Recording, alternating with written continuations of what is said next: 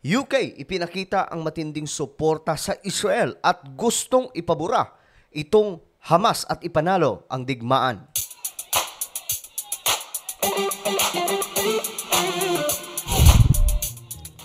Bago tayo magsimula mga sangkay, pag-subscribe po muna yung ating YouTube channel.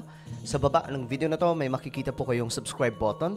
Pindutin nyo lamang po yan, then click the bell and click all. Ulitin ko, click the subscribe down below, click the bell, and click all. At kung kayo ay nanonood sa Facebook, huwag nyo pong kalimutan na i-follow ang ating Facebook page. So ito mga sangkay, ang UK nagpakita po ng matinding suporta sa Israel. Tinawag pa po niya itong mga sangkay na evil itong Hamas. Ayan po, mababasa po natin mga sangkay itong Prime Minister ng UK na si Sunak, tinawag niya itong evil itong Hamas. Ngayon, ang gusto niyang mangyari, nag-pledge po siya, nangako po siya ng suporta, hindi lamang sa kagamitang pandima, kundi maging sa mga kasundaluhan niya, mga sangkay, para po durugin itong kalaban ng Israel. Minister Rishi Sunak is in Israel, and Sunak pledged solidarity with Israel even as he announced more humanitarian aid for the Gaza Strip. In a joint press briefing after their meeting, the Israeli Prime Minister Benjamin Netanyahu repeated his call that this war is not just Israel's battle, but the battle of the civilized and free world, and also the modern Arabs. This is our darkest hour. It's the world's darkest hour. We need to stand together, and we want to win. And this is why I value your support, and the fact that you're here. We must win together. Okay, we must win together. Sabi po ni Netanyahu, itong Prime Minister ng Israel. Ngayon, ang gagawin po talaga nila dyan mga sangkay, syempre, buburahin itong Hamas.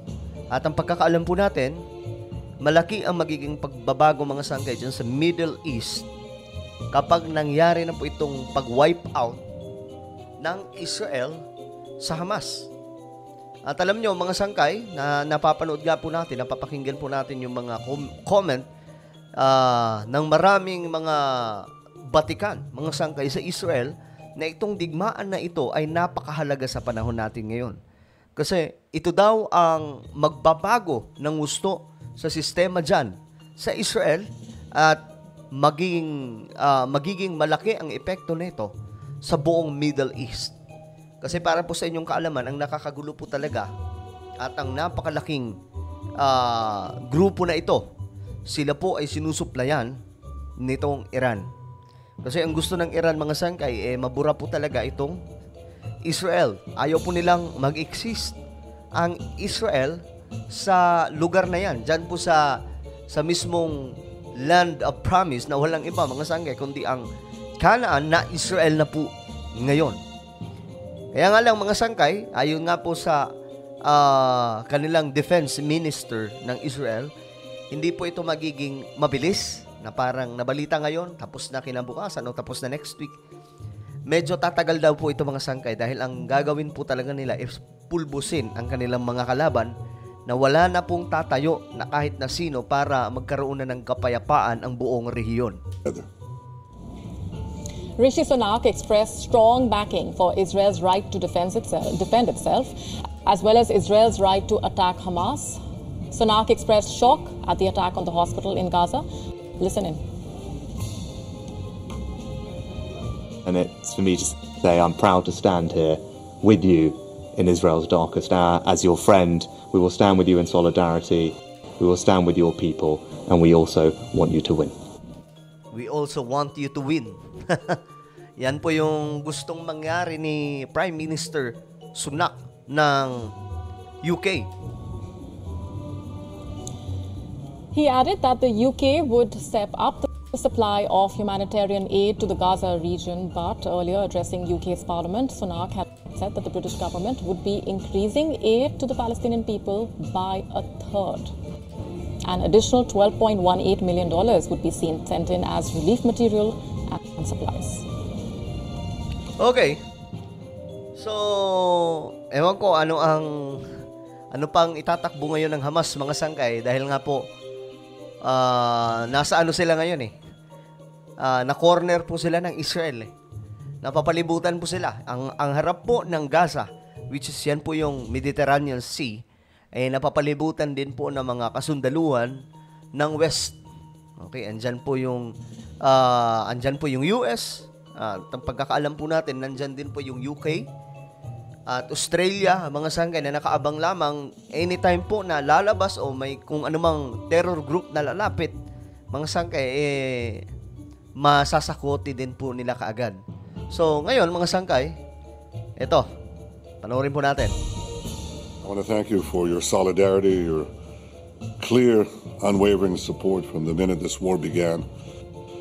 I think the fact that you came to Israel tells us a lot. I said to President Biden yesterday that there's one thing more heartwarming than standing with Israel, it's standing in Israel.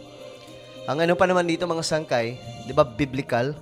Sinasabi doon na kung sino ang mag-bless sa Israel, sa bayan ng Diyos, pagpapalain din ng ating Panginoong Diyos, kung sino man ang tumulong sa Israel. Pero sinabi rin po doon, kung sino man ang nag-curse sa Israel, ang Diyos din ay mag-curse sa kanila. So, malaking blessing ito, mga sangkay, na nag-aabang for UK. At ang danger dito, mga sangkay, yung mga sumusuporta sa Hamas. Kasi biblical po yan eh.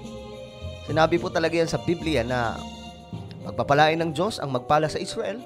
Pero, i-curse din ng Panginoon. Ano ba tawag dito? Kumbaga sa waray, mga sangkay, hahampakon liwat.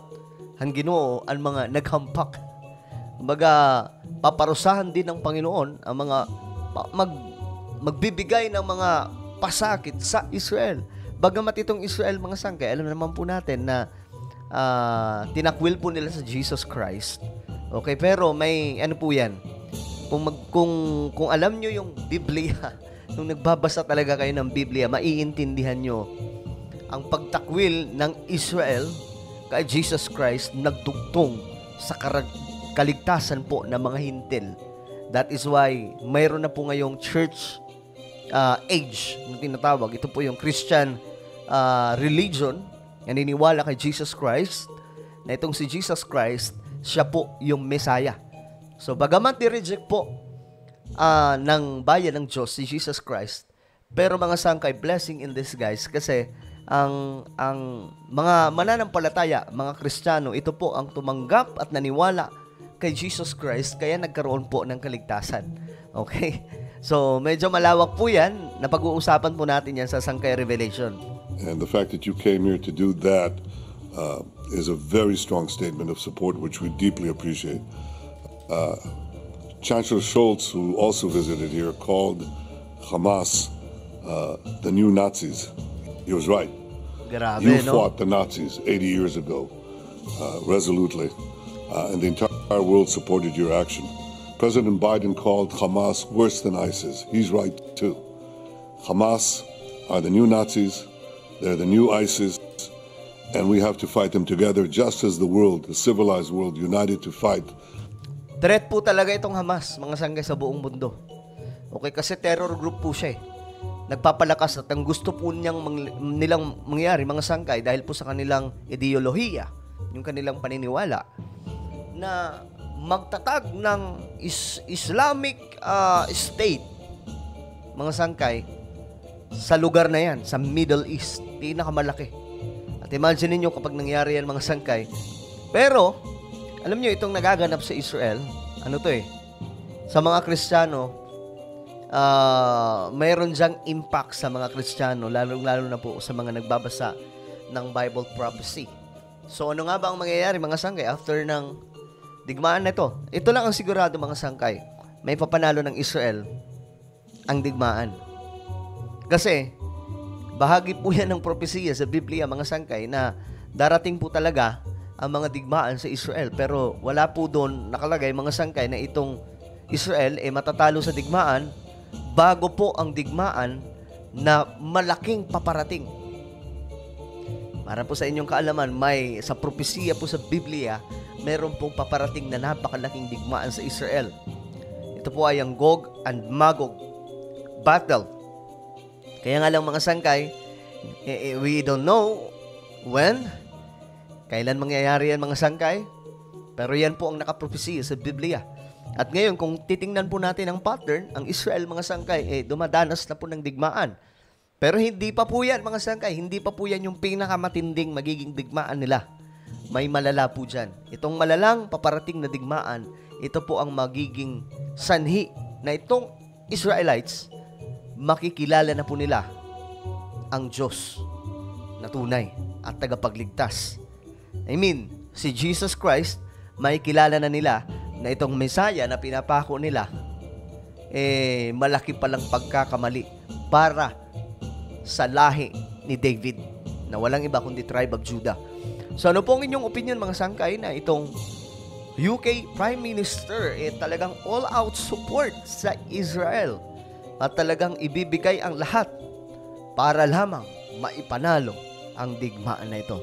Just comment down below. And now guys, I invite you to please subscribe my YouTube channel, Sangkay Revelation. Hanapin niyo po ito sa YouTube. Then click the subscribe, click the bell, and click all. Ako na po yung magpapaalam hanggang sa muli. This is me, Sangkay Janjan. Palagi niyo pong tatandaan that Jesus loves you. God bless everyone.